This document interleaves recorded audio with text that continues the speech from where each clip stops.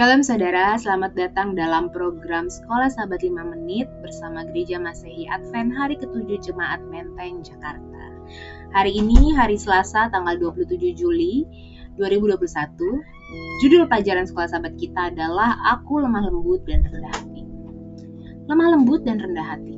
Lemah lembut dan rendah hati ini adalah sebuah kualitas yang sering sekali diremehkan dan bahkan ditertawakan oleh orang-orang.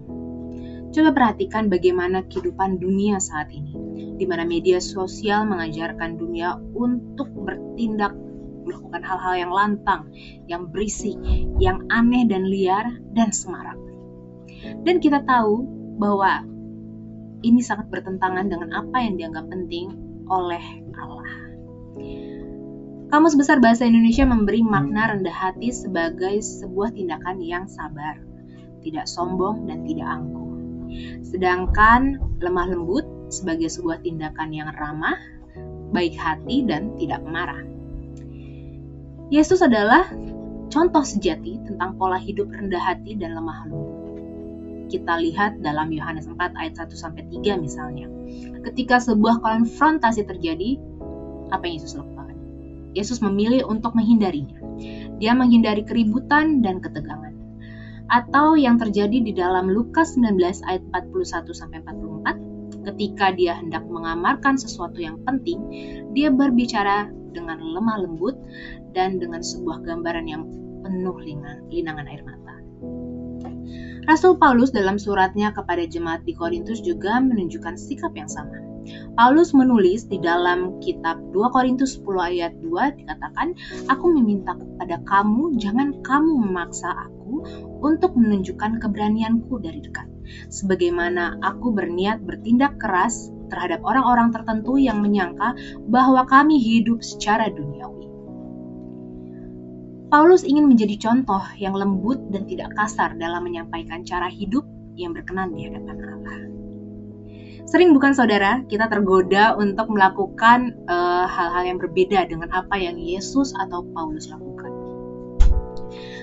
Kalau biasa kita dalam sebuah kondisi, kita sering sekali ingin skakmat aja mereka yang hidupnya tidak benar. Kalau ada konfrontasi, seringnya kita inginnya baku hantam. Kalaupun tidak ada perdebatan, biasanya kita mencari-cari bahan untuk perdebatan. Kalau tidak ada kesalahan, biasanya kita suka cari-cari kesalahan supaya ada yang dibahas. Lalu kita tunjuk-tunjuk mereka, kita tegur dengan keras, kita bahkan berani sekali untuk membentak mereka. Saudara-saudara, kita perlu belajar rendah hati untuk mengaplikasikan pelajaran ini. Lebih jauh di dalam Alkitab, Yesus sering digambarkan sebagai Musa yang kedua. Bukan kebetulan memang Yesus disebut demikian, karena Yesus sering menjabarkan pengajaran Musa. Dia menunjukkan mukjizat makanan ajaib seperti yang dibuat Musa. Kita lihat kesamaan lainnya, Musa menghabiskan 40 hari 40 malam dengan Allah di atas gunung. Yesus pun demikian, menghabiskan 40 hari 40 malam berpuasa, memohon perkenanan Allah untuk pelayanannya.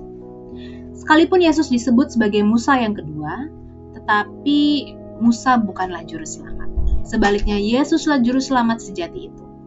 Dan kerendahan hatinya, juga kelemah lembutannya membuatnya sanggup menunjukkan makna hidup berkorban. Sebab betapapun hebatnya teladan Yesus, jika tanpa salib dan kebangkitan itu tidak ada artinya. Terima kasih telah bergabung bersama kami dalam pembahasan Sekolah Sahabat 5 Menit.